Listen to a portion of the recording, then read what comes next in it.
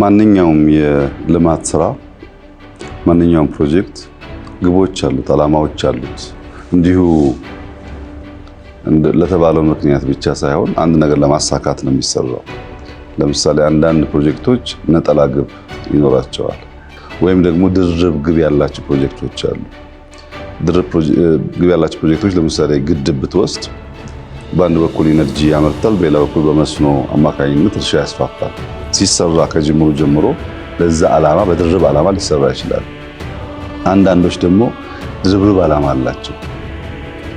ከሁለት በላይ በርከት ያለ ዓላማ ያላቸው ፕሮጀክቶችና የልማት ስራዎች አሉ። እንደነዚህ አይነት የልማት ስራዎች ቅድም እንዳልከው በቀላሉ ዲፋይን ስለማይደረጉ ብዙ ስም ይወጣላቸዋል። ለምሳሌ የኮሪደር ልማት በነጠላ ዓላማ የሚሰራ አይደለም፣ ለነጠላ ጥቅምም የሚውል አይደለም፣ ነጠላ ፕሮጀክት አይደለም። በውስጡ ብዙ ነገሮች ያሳካ ነው። ኢኮኖሚያዊ ግቦች አሉት፣ ማህበራዊ ግቦች አሉት፣ ከባቢያዊ ግቦች አሉት።